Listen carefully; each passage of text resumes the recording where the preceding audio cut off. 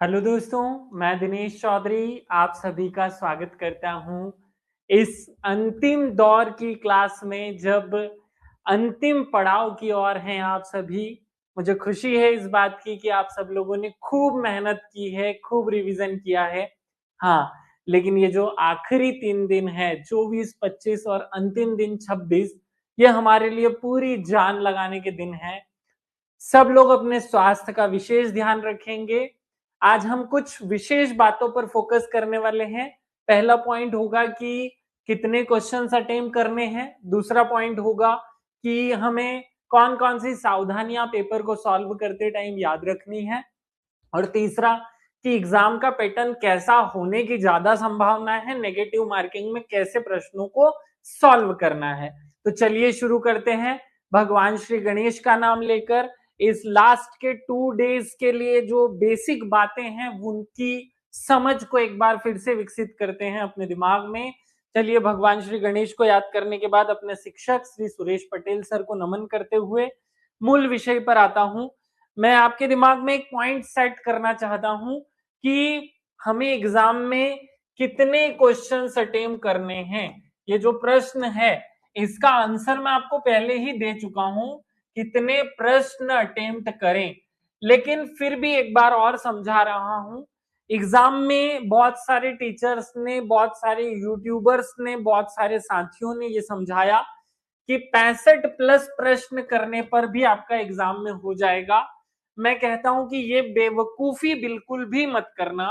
बेवकूफी होगी अगर हमने इसके दिमाग में सेट कर लिया कि 65 करने पर मेरा सिलेक्शन हो जाएगा।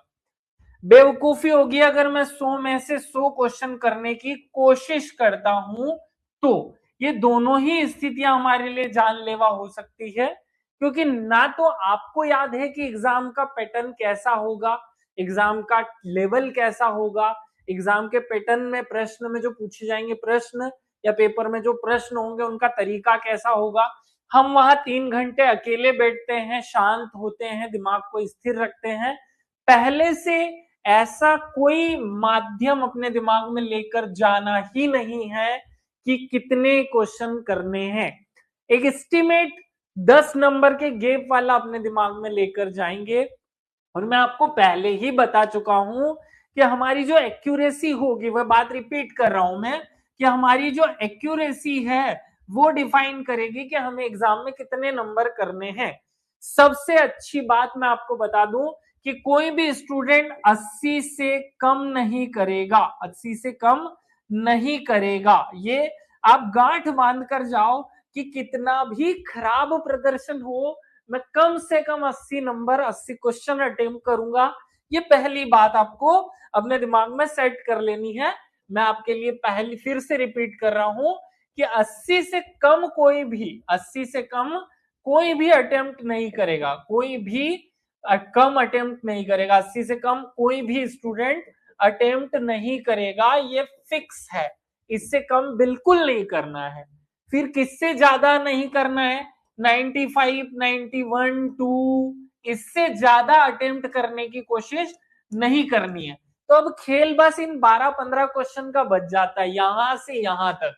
और असली में यही आपकी जो 80 से कम नहीं करने हैं, 90, 92, 93 से ज्यादा नहीं करने हैं, 95 से ज्यादा तो बिल्कुल भी नहीं करने हैं। तो फिर ये जो 12-13 नंबर है इसमें बहुत दिमाग नहीं लगाना है। आप कोई भी, मैंने कहा था पिछली बार का वीडियो जो 4-5 दिन पहले था, मैंने उसके बाद क्लास भी नहीं ली क्योंकि मैं चाहता था कि आपको टाइम दूं, आप बार बार घोट ले, रिवीजन कर लें। आज फिर से समझा रहा हूं कि अगर आप एक पेपर उठाते हैं और 100 क्वेश्चन का पेपर है, और मुझे पता है कि किसी को भी 100 में से 100 नहीं आता। मान लो उस पेपर में आपने 80 क्वेश्चंस लगाए और उन 80 क्वेश्चंस में से आपको 65 नंबर आते हैं, 15 नहीं आते हैं। 65 आपके सही होते हैं, 15 नहीं होते हैं। तो इसका मतलब यह कि हमारी जो एक्यूरेसी है वो लगभग 18% के आसपास है। मतलब 18% क्वेश्चन गलत हो रहे हैं और 82% हमारे सही हो रहे हैं। अब ये कैसे निकाला, इतना आप समझदार हो। 80 मतलब 8 का 10%, 8 क्वेश्चन गलत हुए तो 10%, 16 क्वेश्चन गलत हो गए तो 20%, क्योंकि 15 हुए तो मैंने उसके मिड मतलब बीच का ले लिया। 80 क्वेश्चंस लगाने पर अब कोई भी स्टूडेंट अपने ऊपर इस बात को लागू कर ले कि अगर वो 70 लगाएगा, 7 गलत हो जाएंगे तो 10% गलती हो रही है। तो आपसे अगर गलती होने का जो परसेंट है, बड़ी सिंपल बात समझा रहा हूं मैं, कि अगर आपसे पहली बात तो कि 80 से कम नहीं लगाने हैं, ये बात तो आपने गांठ बांध लेनी है, अपने दिमाग में फिक्स कर लेनी है। अगर गलती मेरे से 10% होती है तो मैं 90 से ऊपर लगा सकता हूं, 90 तक लगा सकता हूं, 90 से ऊपर या 90 तक लगा सकता हूं, ये मेरे दिमाग में सेट हो। अगर मुझसे गलती 20% तक होती है तो मैं 80 तक लगा सकता हूं, 80 तक आंसर मुझे एग्जाम में करने हैं। और इससे कम तो कितना भी हो, मैंने कह दिया आपको कि 80 से कम तो लगाने ही नहीं है। ये बहुत सिंपल फॉर्मूला आप अपने दिमाग में सेट करके जाए। आपको नहीं पता है, कोई अगर यूं कहता है कि 60 लगाना, तो बेवकूफ वो व्यक्ति भी है और आप भी बेवकूफ बनाए जा रहे हैं, मत मानिए उसकी बात। 85 का बोलता है, 50 का बोलता है, फिक्स अमाउंट आपको याद नहीं रखना है, क्योंकि एग्जाम का पेपर जो है वो टफ हो सकता है, और वो मीडियम हो सकता है, वो लो हो सकता है। तो कैसा होगा ये हमें नहीं पता है, किसी को नहीं पता है, इसलिए अपने दिमाग में ऐसा कुछ भी सेट करो ही मत। पहली बात, बेसिक फॉर्मूला है, 80 से कम नहीं करने, 90 से ज्यादा नहीं करने, 80 से 90 के बीच में सबको करने हैं। और उसमें वो अपनी एक्यूरेसी जनरलाइज देख ले कि अगर एग्जाम में अभी तक लगाया ही नहीं, कुछ भी नहीं देखा सोचा, एग्जाम में बैठने के बाद अगर उसको लग रहा है कि लगभग क्वेश्चन 60 65 70 सही हो रहे हैं, पहली बार में आ रहे हैं, तो फिर वो 80 85 से ऊपर जा सकता है। अगर पहली बार में 50 पे ढेर हो तो फिर 80 पर रुक जाना, अपने आप को बैलेंस बना लेना। बेटा मैं अपनी तरफ से एक अंक, एक नंबर नहीं दे रहा हूं किसी को भी कि इतना ही फिक्स करना है, वो पागलपन है, वो नहीं करना है। आगे बढ़ते हैं। हमारे दिमाग का जो सिस्टम होता है, वो पिछली बार भी सेम टू सेम बात समझाई थी, आज फिर से समझा रहा हूं कि हमारे दिमाग का काम करने का तरीका थोड़ा अलग है। हमारा जो दिमाग है, ये जब ऑप्शंस देख लेता है तो ये पागल हो जाता है ना। तो इसको ऑप्शंस मत दिखाना, कोशिश करना है कि ऑप्शन ढक करके मैं आंसर करने की कोशिश करूं, क्योंकि अगर ऑप्शन देख लिए तो थोड़ी सी स्ट्रेटेजी गड़बड़ होती है और एक दो क्वेश्चंस हम गलती कर जाते हैं। तो वो आप कोशिश करेंगे कि ऑप्शंस को ढक करके आंसर करने की कोशिश करें, क्योंकि उससे आपकी एक्यूरेसी जो है वो बहुत बढ़ जाती है। आपका एक्यूरेसी 99% तक जा सकता है अगर ऑप्शन ढक करके करते हो तो। इसका साइंस अपने दिमाग में सेट करके जाना कि जितनी हड़बड़ाहट की, जितनी जल्दी मचाई, उतनी चीजें गड़बड़ होगी। हड़बड़ाहट मत मचाना। 2 घंटे का पेपर है, ये 2 घंटे पूरे उपयोग करने हैं, पूरे, 5 मिनट भी नहीं बचाने। कोई अगर 5 मिनट भी बचा रहा है तो वो पागल हो रहा है, वो जल्दबाजी कर रहा है, 5 मिनट भी मत बचाओ। और बातें हम कर लेते हैं, इस पे थोड़ी सी मुझे आपको देनी है।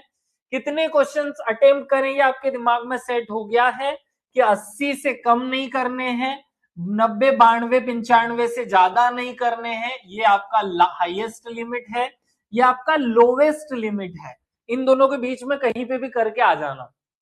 पेपर कैसे सॉल्व करें, तो जैसे हमेशा सॉल्व करते थे वैसे तो बिल्कुल भी मत करो। कैसे सॉल्व करें ये समझो। स्टेप 1 होती है कि भैया जो हमें आता हो, जो हमें आता हो वो कर लो। फिर उसके बाद जो 2 ऑप्शन में आप परेशान होते हैं, वहां मैंने समझाया कि एक पिछली बार जो क्लास ली थी उसमें आपको एनालिसिस पैरालिसिस नाम का एक थ्योरी समझाया था। क्या समझाया था? Analysis paralysis, analysis paralysis. तो ये जो एनालिसिस पैरालिसिस नाम का पिक्चर है, इसका मतलब है कि जहां 2 ऑप्शन बचे और उनपे हमने सोचना शुरू किया, एनालिसिस करना शुरू किया, वो गड़बड़ करेंगे। 2 आंसर वाले या 2 बचने वाले ऑप्शन में आपने पहले जिस पर ध्यान टिकाया है उसको आंसर करके आ जाओ, प्रोबेबिलिटी उसके ज्यादा सही होने की होती है। स्टेप 3, अगर आपने 80 तक क्वेश्चन कर लिए तो फिर जबरन तुक्का लगाने की, जबरन तुक्का मारने की, निंजा टेक्निक्स अपनाने की, कुछ भी फालतू का काम करने की कोशिश मत करना। अपने दिमाग में कुछ भी मत लगाओ। 80 82 बेस्ट स्कोर है करने का। नंबर कितने आएंगे उस पर आगे बात कर रहे हैं हम। 4th स्टेप में अगर आपके नंबर कम है, आपने क्वेश्चंस कम अटेम्प्ट किए हैं, तो फिर कोशिश करो कि ऐसे क्वेश्चंस जिनमें जोड़ी बनानी है, जिनमें चार अलग अलग स्टेप्स होती है ना, ऐसा होता है कि बंगाल विभाजन कब हुआ, असहयोग आंदोलन कब हुआ, चार ऑप्शंस दिए और उनकी जोड़ी बनानी है। तो ऐसे जो जोड़ी बनाने वाले जो ऑप्शंस हैं, बनाने वाले आंसर कभी गलती से भी छोड़ने नहीं है, ये बात गांठ बांधनी है।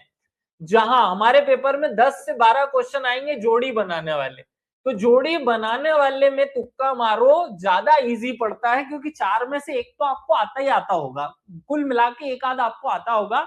जोड़ी बनाने वाले में एक क्वेश्चन लिख देता हूं। मान लीजिए एक ऐसा क्वेश्चन लिखा है कि बघेलखंड की चित्रकला क्या है, मालवा की चित्रकला क्या है, निमाड़ की चित्रकला क्या है, और किसी और की बुंदेलखंड की ले लो। तो इन चार का चार ऑप्शन दिया हुआ है, ए बी सी डी, इसको इससे ऐसे मिलान करना है। ऐसे वाले क्वेश्चन एग्जाम में छोड़कर मत आना, ये ज्यादा सही होते हैं।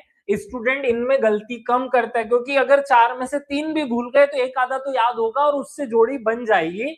ऐसे क्वेश्चंस सॉल्व करने हैं, 100 में से 100 करने हैं, ऐसे क्वेश्चंस मैं बोल रहा हूं, एक भी छोड़कर मत आना आप लोग। ये बेसिक बातें हैं। हेमवती कुछ कह रही है, मैं उसकी बात सुन लेता हूं। सर मुझे एग्जाम देना चाहिए या नहीं? बेटा आप पर्सनली मैसेज कर लेना मुझे कि आपको एग्जाम देना चाहिए या नहीं, मैं आपसे बात कर लूंगा।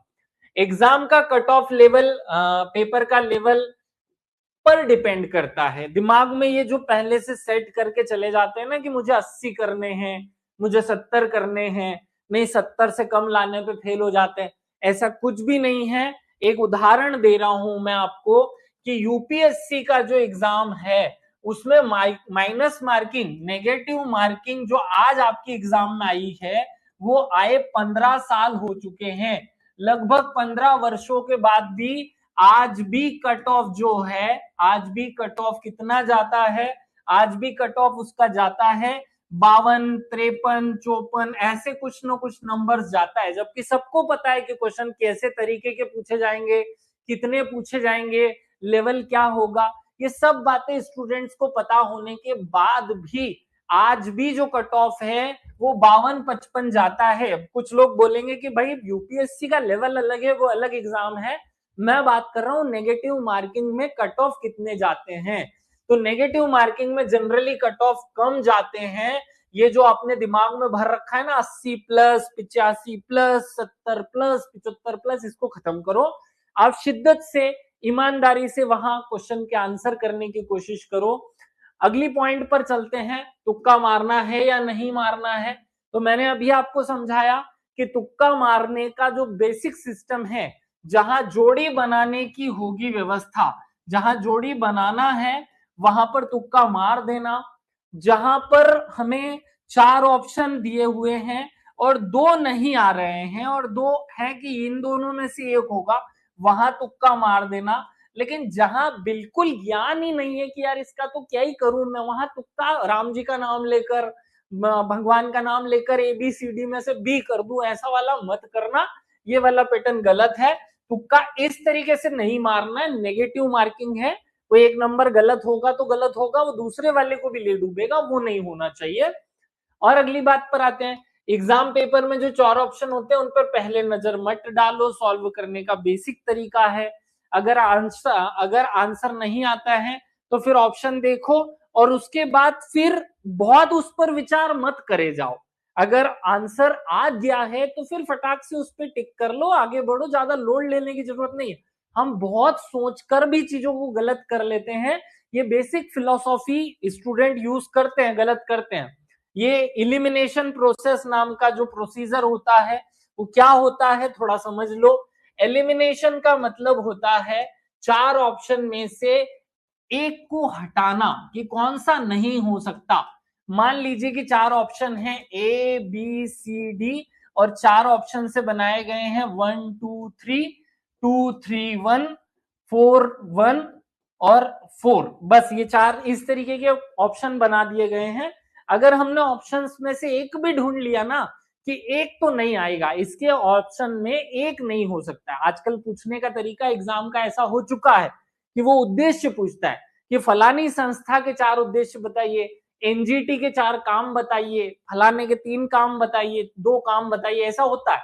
अगर उनमें से आपको पता चल गया कि यार ये एक तो नहीं हो सकता, ये और ये ऑप्शन अपने आप कट जाएगा, चौथा ऑप्शन ही बचेगा और वो आपका आंसर होगा। इलिमिनेशन लगाना सीखो। इलिमिनेशन का मतलब 4 ऑप्शन में से कौन सा एक तो हो ही नहीं सकता, कुछ भी हो जाए ये वाला ऑप्शन तो हो ही नहीं सकता, फिर आप अपना आंसर करें और उसे उस तरीके से अपने आंसर को सही जगह पे पहुंचाने की कोशिश करें। 2 घंटे का जो एग्जाम होता है उसमें फैक्ट्स से ज्यादा अपने थियरी की परीक्षा होती है। आप सबको बहुत शांति से, अभी देखो जो अपने मध्य प्रदेश में, ये जो जहां अभी मैं रहता हूं इंदौर में और आसपास, टेम्परेचर बहुत एकदम से बढ़ गया है। टेम्परेचर बढ़ने से दिमागी संतुलन गड़बड़ होता है। और अभी हमारा सब लोगों का जो पीएससी की के आखिरी पड़ाव पर है, 2 दिन में एग्जाम है, उनका तो बैलेंस वैसे ही खराब हो जाना है। खाना पानी गड़बड़ होगा, दाना पानी सब कुछ गड़बड़ हो जाएगा और सब कुछ हो सकता है। लूज मोशन लगने की समस्या, बार बार पानी नहीं पीने से डिहाइड्रेशन की समस्या सब हो सकती है। तो इन सब का ध्यान रखते हुए आप अपनी एग्जाम में एक पानी की बोतल लेकर जाएंगे, वो खुद की होगी और ट्रांसपेरेंट लेकर जाना, कलरफुल या स्टील की बोतल नहीं लेकर जाओगे। मैंने क्या कहा कि अपनी खुद की एक पानी की बोतल, खुद की एक पानी की बोतल, हो सकता है वहां ना मिले या गल मिले, हमें सूट ना हो, हमें अच्छा नहीं लग रहा हो, हमें वेट करना पड़ रहा हो, हमारा ध्यान 2 मिनट भी भटका, हमारी दिक्कत हो जाएगी। आप खुद की पानी की बोतल लेकर जाएंगे। आप एक पानी अपना हाथ का पसीना पोंछने के लिए, हो सकता है कि वहां जहां आप गए हो वहां चद्दर का सेट हो, सेकंड फ्लोर थर्ड फ्लोर पे आप हो, पसीना बहुत आ रहा हो, आपकी ओएमआर शीट खराब हो जाए, इसलिए एक रुमाल लेकर के अपने साथ जरूर जाना है। रुमाल आप दिखा देना एग्जामिनर को कि साहब ये रुमाल है सिंपल, मैंने कुछ इसमें लिख लिख करके नहीं रखा है, सिंपल सफेद कलर का रुमाल लेकर चले जाना। खुद का पानी का बोतल, एक पसीना पोंछने के लिए रुमाल, अपने को सबको पता है कि ब्लैक पेन यूज करना है तो 2 ब्लैक पेन, और बाकी सब चीजें उस एडमिट कार्ड में लिखी हुई हैं वो आप सावधानी से लेकर जाएं। ये एक्स्ट्रा मैं अपनी तरफ से आपको दिमाग में इंस्टॉल करना चाह रहा था कि ये याद रख के लेकर जाना है। और कुछ बातें विशेष बता देता हूं। कॉपी जब हम स्टार्टिंग में एग्जाम हॉल में जाते हैं, तो खैर इस बार तो व्यवस्था है कि हम पहले से एग्जाम हॉल में पहुंच चुके होंगे, लेकिन फिर भी कॉपी पर गोला भरने में विशेष सावधानी रखनी है। हर बार 15% लोग, 10% लोग इस कॉपी में गोला भरने में गलती करते हैं और उसकी वजह से खराब हो जाती है एग्जाम उनकी।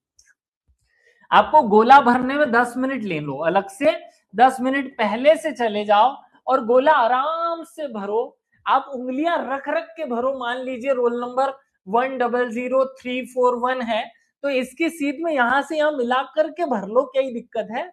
ऐसे आराम आराम से बेहतरीन ढंग से गोला भरेंगे कि जैसे मैं किसी डिप्टी कलेक्टर से ही गोले भरवा रहा हूं।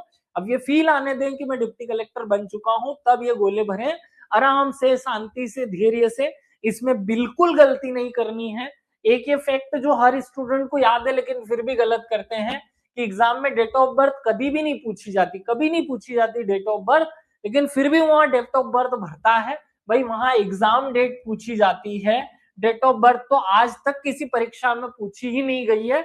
ये एक तरीके का सिंबल होता है कॉपी पहचानने का, इसलिए कभी भी एग्जाम में डेट ऑफ बर्थ नहीं होती है।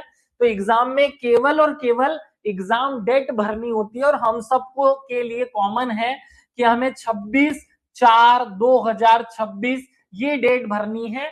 सबको यही भरनी है, किसी और को कुछ भरनी ही नहीं है। अपनी डेट मत भर के आना, किसका बर्थडे कब आ रहा है कोई मतलब नहीं उस बात से। आराम से ये शांति से भर लेना।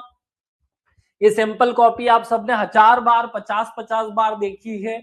अब कैसे टिक करना है वो समझ लो। अगर आपने पेपर उठाने के बाद एक एक क्वेश्चन पे टिक करते हुए इधर उधर करने की कोशिश की तो गड़बड़ होगी। बार बार क्वेश्चन के आंसर नहीं करने हैं गड़बड़। आपका एक जो पेपर है, देखो एक साथ सारे काले गोले करना भी गड़बड़ करता है, एक एक करके गोले काले गोले का भरना भी गड़बड़ करता है, दोनों से गड़बड़ है। एक साथ काले गोले भरने से, ये ऊपर वाला काम करने से दिक्कत ये है कि अगर गलती से मैंने सीक्वेंस को एक आधा गड़बड़ कर दिया तो 8-10 क्वेश्चन गलत हो जाते हैं, आदमी एग्जाम से बाहर हो जाता है। एक एक करके करने से बार बार ध्यान जो है वो हमारा भटकता है, तो बार बार ध्यान भटकने से भी गड़बड़ होती है। आपको मध्यम मार्ग अपनाना है, और मध्यम मार्ग का मतलब ये है कि 5-6 क्वेश्चन लगा लो, 10-12 क्वेश्चन लगा लो और फिर उसको काला कर लो। फिर 10-12 लगा लो और फिर उनके काले कर लो, या धीरे धीरे 15-20 करके 15-20 एक क्वेश्चन एक बार लगा लिए फिर काले करके आ गए। ऐसा मत करना कि पहले 100 लगा लूं फिर काले कर लूंगा, एक लगा लूं फिर उसको एक को ही काला कर लूं, ये दोनों ही पद्धतियां गलत है। यहाँ जो हमें बौद्ध धर्म का प्रमुख सिद्धांत है उसका 100% पालन करना है, और बौद्ध धर्म पूरी तरह कहता है भैया 100% आप मध्यम मार्ग अपनाओ। तो मध्यम मार्ग जो है वो आपको बौद्ध धर्म का पालन करते हुए एग्जाम में भी अपनाना है, और एक एक काला गोला भी नहीं करना है, एक साथ 100 के 100 भी नहीं करने हैं, 5-5, 10-10, 15-15 जिसको जैसा सुटेबल हो वैसे लगा लेना। एग्जाम में क्या ध्यान रखना है, कुछ विशेष बातें मैं बताऊं फिर एक टॉपिक याद करवाऊंगा। देखो विशेष ध्यान ये रखना है कि हम एग्जामिनर से लड़े झगड़ेंगे नहीं। अगर हमारे रूम में घड़ी नहीं है तो आप पहले ही एग्जामिनर से बोल दें कि भैया घड़ी ला करके लगा दें, हम बार बार डिस्टर्ब होंगे। आप रिक्वेस्ट टोन में बातें करेंगे एग्जामिनर से, बहुत ऊंचे स्वर में बहुत होशियार बन के बातें नहीं करनी है। घड़ी आप एग्जाम रूम में लगवा लें, पीएससी ने निर्देश दिया है कि सब रूम में घड़ी होनी चाहिए, आपको नहीं लेकर जानी है। ऐसा कोई भी साधन लेकर के नहीं जाएंगे जो आपको एग्जाम में तकलीफ दे सकता है, कोई भी साधन। अब मैं नाम नहीं लूं, 4-5 के नाम लेने से भी कोई मतलब नहीं, आप समझदार हैं। फिर पानी की बोतल लेकर जाएंगे, हाथ पोंछने के लिए रुमाल लेकर जाएंगे, और साथ में अगर आप दूर अपने घर से हैं तो लंच या कुछ ना कुछ ऐसा खाने के लिए पैक करके लेकर जाएं, ताकि गर्मी में आपका दिमागी असंतुलन गड़बड़ ना हो। बाहर का कुछ नहीं खाना है, सुबह आराम से नाश्ता वाश्ता करके एग्जाम सेंटर पर जो टाइम दिया हुआ है 8:30 बजे का बोला, इस बार 10 बजे का पेपर है लेकिन 8:30 बजे अपने को सेंटर पर पहुंच जाना है, मतलब पहुंच जाना है। इसमें होशियारी नहीं मारनी कि नहीं मैं तो 9:30 पहुंचूंगा, नहीं मैं तो 9:45 पहुंचूंगा, कुछ भी होशियारी मत करो। ये बहुत मेहनत के बाद दिन आया है, आपको इसमें एक भी अपनी तरफ से दिमाग नहीं लगाना है, चुपचाप वहां जाओ और अपना जो काम है वो करके आओ। बहुत मेहनत की है, 2 दिन तक क्या करें एक बार ये भी बता दो। ठीक है समीना, ये भी बता देता हूँ। अभी जो ये लास्ट 2 डेज बचे हुए इनमें हमें क्या करना है, देखो मैं एक पैटर्न आपको अभी एक टॉपिक में कंप्लीट करा रहा हूं, वो उसको फॉलो करते हुए कर लेना। आप लोगों को याद रखना है कि 2 डेज में जो जो मैंने चार्ट्स बनाकर रखे हैं, जो टेबल्स मैंने बनाकर रखी हैं, जैसे डीसी सर ने कुछ याद कराया था। डीसी सर ने एक बार मुझे वन स्थिति रिपोर्ट याद कराई थी, मुझे जनगणना याद कराई थी, मुझे एक कोई रैंकिंग याद कराई थी। तो वो जो टेबल्स आप लोगों ने अपनी कॉपी में लिख करके रखी उनको बार बार कोड के साथ रिवाइज कर लो। ये काम आपको इन 2 दिन में 10 यूनिट पर अप्लाई कर लेना है। आपका आप जो है जिंदाबाद होकर आएंगे एग्जाम में, अपना बहुत बेहतरीन प्रदर्शन करके आएंगे। ये आपको करना है। एक टॉपिक मैं आपके सामने अभी याद करा रहा हूं और उसके बाद एक तरीके का पैटर्न आपको बताऊंगा। शायद ये आपको नहीं दिख रहा होगा, मेरे हाथ से लिखा हुआ है। इतिहास में जो तारीखें हैं, जो तारीखें पूछी जाती है उसका आजकल टेबल बना करके या 4 की जोड़ी बनाने का एग्जाम में एक प्रश्न पूछा जाता है, वो आप कवर कर लें। पहला है माउंटबेटन योजना। माउंटबेटन योजना कब आई थी? माउंटबेटन योजना 3 जून को आई थी। कब आई थी? यहाँ तारीखों पर फोकस रहता है एग्जामिनर का। 1947 में माउंटबेटन योजना 3 जून 1947 को आई थी। हमने कोड बनाकर आपको रटवाया हुआ है कि इस जून को जने कर दो, 3 जने चले गए माउंटबेटन, माउंटेन चढ़ने के लिए, माउंटेन चढ़ने के लिए। एक कोड बन गया जरा सा, अब ये तारीख याद रहेगी। एग्जाम में इस तरीके की तारीख बहुत पूछी जाती है और एक क्वेश्चन जरूर आता है, आपको रट करके रखनी है। लास्ट के 2 दिन में आपको टेबले ही रिवाइज करनी है, थ्योरी पढ़ने पर ध्यान नहीं देना है, बहुत सारे वीडियोस नहीं देखने हैं। किसी का वीडियो मत देखो, मेरा भी मत देखो, मैं कह रहा हूं मेरा भी वीडियो मत देखो। आपने जो अपनी कॉपी में अपने हाथ से लिख रखा है ना बारीक बारीक, उसको पढ़ो, उसको रिवाइज करो। जो अभी तक हमने टेस्ट पेपर या एमसीक्यू लगाए जिनमें हमारी गलती हुई थी तो हमने आगे उसके हेड पर गोला किया है, वो आप रिवीजन कर लो, ये आपको करना है। दूसरा पॉइंट, यहाँ अंतरिम सरकार है, तो अंतरिम सरकार जो है वो कब बनी थी, मैं ये याद करा के ही खत्म करूंगा इस लेक्चर को, इसके बाद खत्म करते हैं। अंतिम सरकार 2 सितंबर 1946 को बनी थी। कब बनी थी? 2 सितंबर 1946 को। याद कैसे करेंगे इस तारीख को? 2 सितम, अंतिम सरकार ने 2 सितम किए हम पे। कितने किए? अंतिम सरकार ने 2 सितम किए हम पर। ऐसे याद कर लो कौन कौन से 2 सितम किए। एक तो भारत का विभाजन करवाया और एक भारत में वो जो अंग्रेजों की शासन प्रणाली थी उसको अपनाया। ये 2 सितम किए हम पर। तो 2 सितंबर को अंग्रेजों की तारीख याद कर ली हमने। और इसकी अगली वाला भी बहुत सारे 10-15 पॉइंट है, वो रटवा देता हूं मैं। इसमें लिखा हो प्रत्यक्ष कार्यवाही दिवस। प्रत्यक्ष कार्यवाही दिवस कब हुआ था? तो प्रत्यक्ष कार्यवाही दिवस जो है वो 16 अगस्त 1946 को हुआ था। अब जनरली सबको याद है 46, मैं 16 अगस्त पर फोकस करता हूं। 16/8 ये जो है प्रत्यक्ष कार्रवाई है। तो प्रत्यक्ष कार्रवाई कब होती है?